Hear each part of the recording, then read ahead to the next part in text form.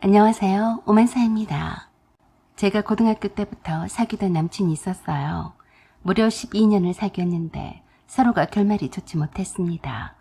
문득 일하다가 라디오에서 흘러나오는 사연들을 듣자니 저도 한때나마 서로 좋아했었던 전 남친에 대한 생각들이 물밀듯이 밀려왔어요.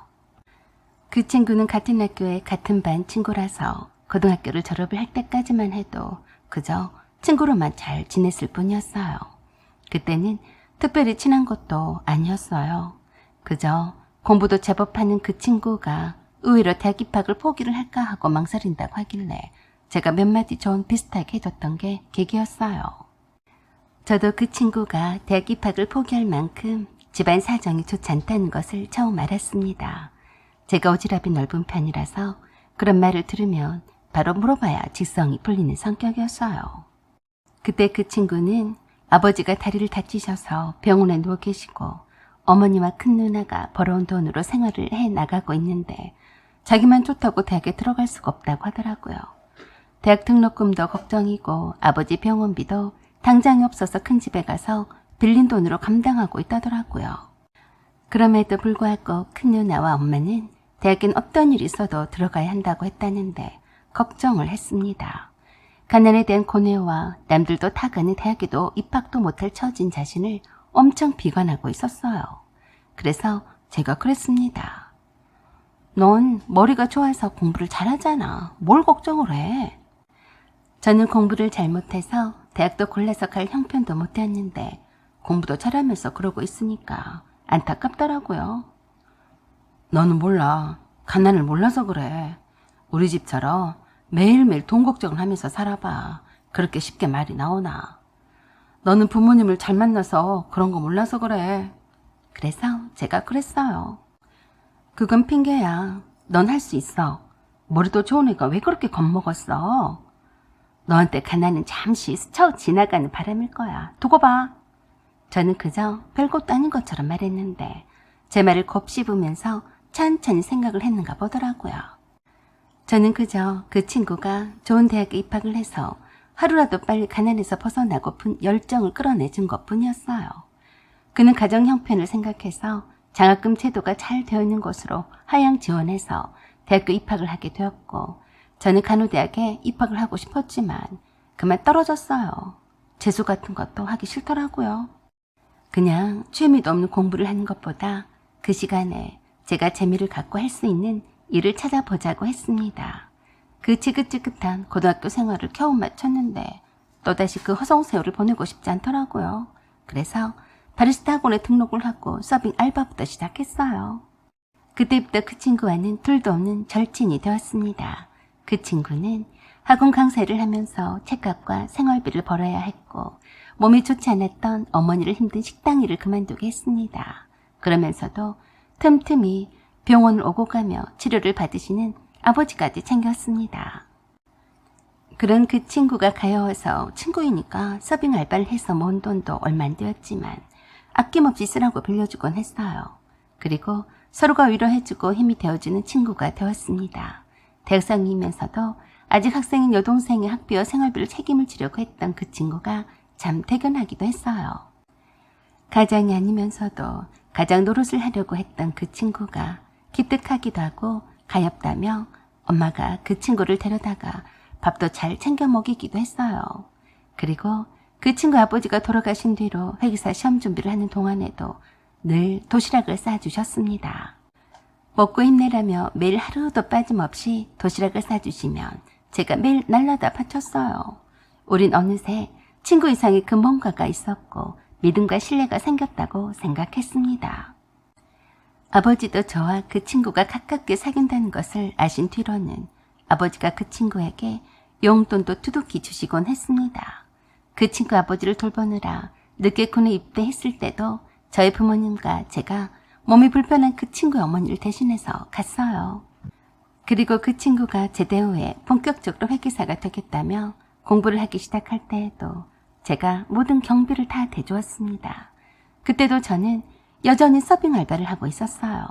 그땐 이미 저와 그 친구는 누가 보더라도 결혼할 사이였고 서로가 그걸 의심하지도 않았으니까요. 저희 부모님도 그걸 인정했었고요. 제가 아버지가 엄마를 위해서 차린 카페에서 서빙 알바를 하면서 그 친구의 공부 뒷바라지를 아낌없이 해주었습니다. 저희 부모님은 그 친구에게 늘 아들처럼 부르셨어요. 병식아, 내일 네 생일이지? 내가 네가 좋아하는 코다리찜이랑 매운 닭갈비를 해줄 테니까 오늘 여기서 자고 갈래? 정말요? 그럼 그래야죠. 그 친구는 저와 한 식구나 되는 것처럼 늘 저희 집을 자유롭게 드나들었어요. 저희 엄마는 그 친구를 보낼 때마다 그냥 보내지는 않았습니다. 그 친구가 좋아하는 반찬거리를 해다가 들려서 보냈어요. 그 친구의 어머니가 몸이 편찮으셔서 주방에서 쉽게 요리를 못하셨거든요. 제값이며 용돈이며 학원비 모두를 제가 번 돈으로 지어줬어요. 그래도 사랑하는 사람이라서 아깝지 않았습니다. 드디어 2번 떨어지고 3번째 합격을 하게 되었는데 그 친구보다 저와 저희 부모님이 더 기뻐서 날뛰었습니다. 그때도 머리를 식힐 겸 해서 함께 공부했던 합격한 친구와 함께 터키로 배낭여행을 간다길래 저희 부모님이 넉넉히 여행 경비도 챙겨줬어요. 그때 저도 잘 다녀오라며 적지 않은 돈을 챙겨줬었죠. 그때 마음은 10번도 더 다녀와도 챙겨주고 싶은 그런 마음이었어요. 그 후에 그 친구는 꽤 잘 나간다는 회계법인에 곧바로 취업이 되었고 그때부터 저와 남친과의 관계가 이상해졌습니다. 그 이전에는 거의 매일 통화도 하고 적어도 일주일에 한 번은 얼굴을 마주했었는데 한 달에 한 번 보기도 어려워졌어요. 전에도 그랬었지만 늘 제가 먼저 전화를 했었고 돌아온 답은 단답이었어요. 요새도 바쁜 거야? 내가 톡을 보내도 씹어버리고 너무한 거 아니야? 알잖아. 나 바쁘니까 나중에 통하자. 라고 하며 늘 바삐 끊곤 했습니다. 처음에는 이제 회사 생활에 익숙해지려고 하니까 정신이 없어서 그런 걸 거라고 생각했습니다. 입사를 한 지 얼마 안 되었으니 당연히 바쁘겠지만 저는 어찌 지내는지, 회사는 어떤지, 다닐만 한지 여러 가지로 궁금한 게 많았어요. 입사 후로 단 한 번도 단둘이 만난 적이 없었으니까요. 단 아버지가 입사를 축하한다며 집에서 간단히 축하 파티를 한 것 외에는 그 뒤로 본 적이 없었어요. 그래도 그 친구를 믿었어요. 그러다 그 친구를 못 보게 된 지 한 달씩이나 되어가자 제가 먼저 전화를 했습니다. 한참이나 후에 봤던 그 친구가 제게 그러더라고요. 나 지금 회사 사람들하고 맥주 한잔 하고 있어. 특별히 전할 말이 아니면 다음에 보자. 라며 끊더라고요. 그랬어도 제가 조금 둔한 모양인지 눈치를 못 챘어요. 그것도 모르고 저희 아버지는 제가 곧 그 친구와 결혼할 일만 남았다며 신혼집을 보러 다니시고 계셨습니다. 그리고 벌써부터 사유자랑을 하고 다니셨어요. 회계사에 합격했다면서요. 저희 엄마도 그러셨고요. 예비시댁인 그 친구의 집에서도 당연히 제가 며느리가 될 사람으로 생각했어요. 그 친구가 제 집에 드나드는 것처럼 제가 예비시댁에 자주 다닌 것은 아니었지만 명절 때는 어김없이 부모님께서 보내주신 선물을 들고 찾아뵙곤 했습니다. 그때마다 예비 시어머니는 늘 반겨주셨어요. 이제 그 친구는 결혼할 남친이었기에 제가 오랜만에 예비 시댁으로 찾아갔습니다. 남친은 집에 없을 테니 예비 시어머니만 뵙고 올 생각이었어요. 그리고 명절도 이제 앞으로 다가와서 미리 선물도 사들고 인사만 드리고자고 생각했습니다. 여전히 이번에도 엄마가 챙겨주신 한우구이 세트를 하나 들고 찾아갔어요. 남친의 집은 일반 단층 주택이라서 벨을 누르면 마당을 거쳐서 문을 열어줘야 들어갈 수가 있었어요. 좁은 마당 한켠에는 복실이가 줄에 매달려 있곤 했는데 그날따라 복실이가 간간히 짖는 소리가 들렸습니다. 남친 집에 들어가기 전에 좁은 골목길에 들어섰는데 복실이의 짖는 소리에 저는 그랬었죠. 손님이 왔나 보네. 어머님은 계시겠지? 라고 하며 남친집 대문에 벨을 누르자 복실이가 문틈 사이로 저를 알아보고 반갑다고 꼬리를 흔들어 댔어요. 안에서 누구요? 하는 예비 신우의 소리에 반갑게 나의 아가씨 라고 했습니다. 그러자 엄청 놀란 목소리로 그러더라고요. 순정이 언니? 순정이 언니예요? 네. 어머나 어떡해? 라고 하자 남친이 하는 말이 들려왔습니다. 뭐? 진짜? 빨리 나가봐. 저도 남친이 밖에서 회사 사람들과 맥주 한잔하고 있으려니 생각했었는데 뜻밖의 남친의 목소리가 들리자 의외면서도 반가웠어요. 아가씨, 오빠가 집에 있었네. 빨리 문 열어줘요. 네? 아, 네. 잠깐만요. 문을 열어주는 예비신의 얼굴이 약간 딴처한 듯한 표정이라서 제가 물었습니다. 누구 왔어요? 아, 네, 그런데 무슨 일로 왔어요? 저는 한우 세트를 보자기로 싼 것을 두 손으로 거의 들고 들어갔습니다. 그런 저에게 예비 신우이가 그러더라고요. 언니, 저 죄송한데요. 지금 손님이 계셔서 그러는데요. 다음에 오시면 안 될까요? 손님이 와 계세요? 네. 그럼 내가 들어가지 않고 여기 있을 테니까 어머니만 잠깐 뵙고 갈게요. 그리고 병식 씨는 왜 안 나와요? 아, 오빠요? 오빠는 지금 집에 없어요. 뭔 소리야. 아까 분명히 소리를 들었는데 없다고 하더니 그럴 리가 없었거든요. 왜 그래요? 아까 분명히 들었는데 그래요. 뭘 들었다는 거예요? 오빠 집에 없어요. 언니, 정말 미안한데요. 엄마도 지금 손님 때문에 못 나오시니까 오늘은 그냥 가세요. 좀 서운했습니다. 그리고 이상했어요. 그래도 그렇게까지 말하는 데는 무슨 이유가 있겠거니 싶어서 그랬습니다. 그럼 어머니께는 이거 드리세요. 명절 잘 세시라고 엄마가 보낸 거예요. 그럼 이만 가볼게요. 라고 하고 돌아서 나오려는데 마침 밖에서 서너 사람들이 열려진 대문 사이로 들어오고 있더라고요. 남친의 여동생과 그 사람들이 서로 아는 양 인사를 건네며 그 사람들이 남친의 여동생에게 그랬어요. 병식 이 자식 지 짝꿍 데리고 왔다고 인사시킨다고 오라던데 지금 안에 있지? 그러자 남친의 여동생이 놀란 표정으로 제 눈치를 급히 살피더니 그러더라고요. 아니에요. 오빠가 장난쳤나 보네. 어서 들어가세요. 그래서 제가 그 사람들한테 아는 체를 하며 인사를 건넸습니다. 처음 뵙네요. 병식 씨 친구분이신가 봐요. 내가 인사를 하자 그 사람들이 그랬어요. 아, 누구시죠? 그러자 갑자기 집에 없다던 남친이 나와서 그랬습니다. 어이, 왔어? 우리 사촌 누나야. 어서 들어가 있어. 뜬금이 없어서 놀랐습니다. 황당한 표정을 짓는 나는 번체만체하고 친구들을 등 떠밀다시피 하며 집 안으로 들이밀었습니다. 남친의 여동생도 함께 떠밀려서 들어갔고요. 그때부터 뭔가 이상하다고 감지했습니다. 왜 집에 있으면서 없다고 하라고 시켰어? 그리고 왜 내가 네 사촌 누나냐? 그랬더니 남친이 제가 들고 왔던 한우구이 세트를 들고 나를 끌고 대문 밖으로 이끌더니 그랬습니다. 내가 그동안 너한테 말을 못했는데 나 너 말고 좋아하는 여자가 생겼어. 지금 그 여자가 인사하러 왔고 저 친구들한테도 소개를 시키려고 오라고 한 거야. 순간 제 귓구멍이 막혀서 뭘 잘못 들었나 하고 잠시 잠깐 멍 때렸어요. 설마 잘못 들은 거겠지? 병식이는 그런 남자가 아니잖아. 따지고 보면 제게는 엄청 충격적인 말인데 너무도 담담히 아무렇지도 않게 읊어내리더라고요. 저는 그 말이 믿기지가 않아서 되물었어요. 다시 말해봐. 그러니까 네가 나를 지금 뻥 하고 차는 거냐? 응, 나는 너를 친구 이상으로 생각하지 않아. 나 곧 결혼할 거야. 뭐? 결혼? 나 말고 다른 여자랑 한다는 거야? 응, 내가 가만히 생각해봤는데 너는 그저 편한 친구였을 뿐이었어. 아주 좋은 친구. 내가 한때는 네가 너무 좋아서 이성적으로 좋아하는 줄 착각했어. 내가 제정신을 차렸을 때는 네가 나를 너무 좋아하는 것 같아서 차마 말 못한 거야. 너는 나의 소중한 친구였으니까 미안해. 나를 이해를 해주라. 저는 그 순간에 머리가 하얘져서 아무것도 생각이란 걸 할 수가 없었어요. 그런 나에게 너무도 차분하게 제게 그랬습니다.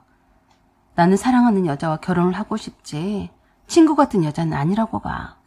네가 나한테 해준 모든 것은 내가 되갚아 줄 순 없지만 그게 사랑이 아니라 우정이었다고 생각해주면 좋겠어. 우정 같은 소리 하고 자빠졌네. 누구 맘대로 우정이야? 자기 편할 대로 사랑이 우정이라니 미치고 환장하겠더라고요. 그 말에 제가 완전히 열불이 나서 그랬어요. 뭐? 우정?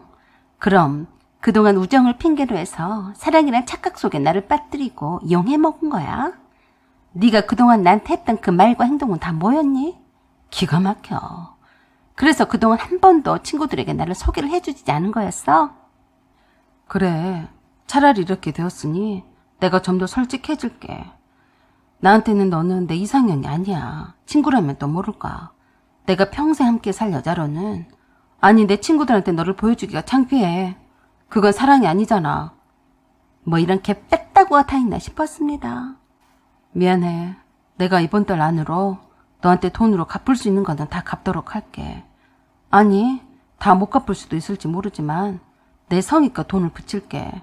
그러니까 다시는 내 앞에 나타나지도 연락을 하지 않았으면 해. 그런 다음에 문을 닫고 들어가 버렸습니다. 저는 그때 너무 기가 막혀서 그 자리에 주저앉아서 한참을 멍청하게 그러고 있다가 왔습니다. 내가 그동안 이런 인간한테 무슨 뻘짓을 했나 싶었습니다. 제 대급박을 땅바닥에 쳐박고 싶더라고요. 에이구, 너 같은 바보는 그냥 이 세상을 떠나버리는 게 나아. 이렇게 믿는 도끼 발등을 지키고도 살고 싶냐? 오히려 그 인간보다 당하고 산 바보 같은 내 자신이 더 원망스러웠습니다. 핏기가 하나도 없는 얼굴로 들고 간 한우 구이 세트를 다시 들고 온 저를 본 엄마가 왜 그러냐고 하셨지만 피곤하다며 그냥 이불 속에 처박혔습니다. 그리고 맨날 며칠 동안을 회사에 가지도 않고 실어증에 걸린 사람처럼 말 한마디도 하지 않았어요. 엄마가 물어도 대답하지 않았고 세상이 온통 묵음 처리가 된 듯 고요하기만 했습니다. 엄마도 뭔가 낌새가 이상해서 남친에게 전화를 걸어봤지만 받지도 않아서 저랑 남친이 그저 싸운 줄로만 아셨대요. 저는 한 사나흘 정도 정신없이 헤매다가 다시 정신줄을 잘 잡았습니다. 그건 그거고 눈앞에 쌓인 일은 해야 했으니까요. 그리고 부모님께 사실을 그대로 말씀을 드렸어요. 그랬더니 부모님께서도 매우 놀라시며 그러셨어요. 세상에 믿을 놈 하나도 없구나. 그 애가 그렇게 뒤통수를 칠 줄은 몰랐네. 그래도 그건 아니지. 그 애를 내가 잘못 봤다. 아니면 그 애가 완전히 고단수였던가. 원래 그런 자식이었다면 차라리 잘된 거라고 생각해라. 그런 호로 자식이 다 있다니 내가 두고 보겠다. 부모님도 생각보다 그리 연연해하지 않으셨어요. 그런 인성이라면 잘 헤어진 거라고 하셨습니다. 그런 본성을 못 본 채 결혼했더라면 어쩔 뻔했냐고 그러셨어요. 그래서 저도 그냥 잊어버리려고 했습니다.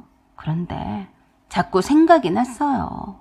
어쩜 내 순수한 마음을 이용해서 자기 뱃속을 다 채우고 나를 헌시짝처럼 버릴 수가 있는지 갈수록 분통이 터지더라고요. 이러다간 제 마음속에 깊이 남은 상처로 인해서 제가 죽을 것만 같았습니다. 그 오랜 세월을 남친에게 헌신했던 것도 억울하고 또 억울한데 화병으로 인해서 내 스스로를 갉아먹는 것은 절대로 용납이 되지 않는다고 생각했습니다. 그래서 어떻게 하든지 복수를 하겠다고 다짐을 했어요.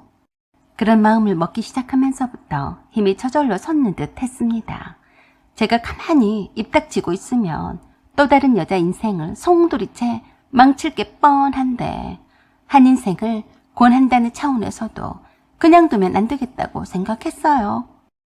예상대로 그 인간의 결혼식은 착착 진행이 잘 돼가는지 결혼식 청첩장을 남발하고 다녔습니다. 그 소심하고 자존감이 낮았던 그 인간이 어느새 회계사가 되고 번듯한 직장인이 되니까 자신감이 만땅에 있더라고요. 학교 선후배들도 다 부르고 회계법인 식구들까지 싹 다 불러 제꼈습니다. 미모의 신부에다 그 신부의 집안도 소속해 있던 회계법인의 대표가 집안의 친척이었으니 가히 성공했다 해도 과언이 아니었을 거네요. 저는 전 남친의 결혼식장에 쫓아갔습니다. 예상대로 많은 사람들이 하객으로 붐볐어요. 전 남친의 어머니도 그날만큼은 곱디곱게 단장하고 부모님석에 앉아 있었어요. 하지만 웬일인지 신부 대기실에는 있어야 할 신부가 보이지 않았어요. 하객을 맞이하는 신부 측 사람들도 보이지 않았고요. 신랑 측에서는 신랑만 하객을 맞이하느라 바빠서 그런지 눈치를 못 채고 있더라고요. 저는 신랑으로서 서 있는 전 남친을 향해서 웃으면서 다가갔습니다. 저를 발견하고서는 애써 제 눈을 피했어요. 그러던지 말던지 제가 다가가서 말했어요. 네가 얼마나 결혼식을 잘 치르나 구경하러 왔다. 그래도 내가 너의 어린 친구인데 청첩장은 보내지 않았어도 와서 구경은 해줘야 할 것 아니겠냐? 그랬더니 저에게 얼굴은 웃으면서도 말은 차갑게 그러더라고요. 빨리 여기서 안 나가? 나한테 죽고 싶냐? 내가 미쳤냐? 내가 너한테 줄게. 너 죽는 거 보러 왔다. 기대해라. 라고 하며 웃으며 결혼식장 안으로 들어갔습니다. 예상대로 신부 측 하객은 아무도 오지 않고 회사 사람들만 드글드글 했어요. 그 흔하디흔한 신랑과 신부의 포토 전시도 없더라고요. 결혼식 시간이 예정대로라면 벌써 신부 대기실에 신부가 도착이 되어 있어야 하는데 오지도 않고 신부 쪽 부모님이야 식구들도 컵빼기도 보이지 않았습니다. 그때서야 부랴부랴 신랑이 이리저리 진땀을 빼가며 연락을 하는 눈치였어요. 작정을 하고 나오지 않았는데 연락이야 받았겠어요. 주례사를 해주실 대학교 담임 교수도 어렵게 모셨는데 신랑집 사람들이 약속이나 한 것처럼 오지 않았으니 회사 동료들과 선후배들과 친척들이 웅성거리기 시작했습니다. 그때 제가 결혼식 메인 무대에 올라가서 마이크를 잡고 말했어요.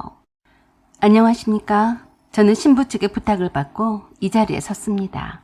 여러분도 이미 느끼셨다시피 지금 신부 측에서는 이 시간까지 아무도 나타나지 않았습니다.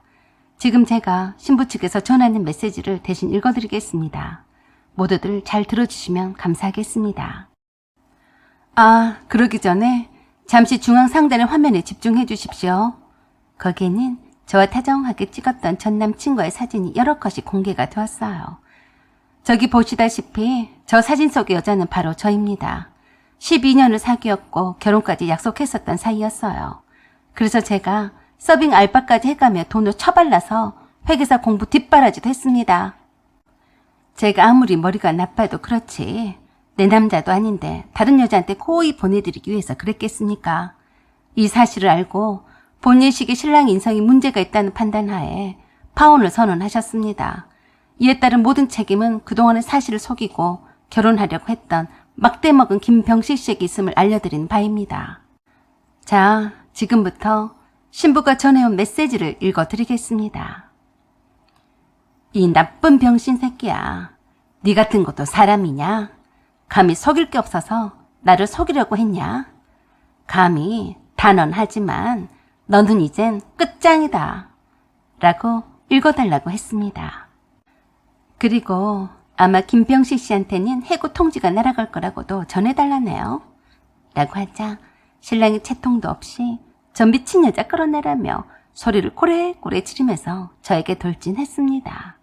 멍청하게 만인이 다 보고 있는데 앞에서 저를 어쩌겠습니까?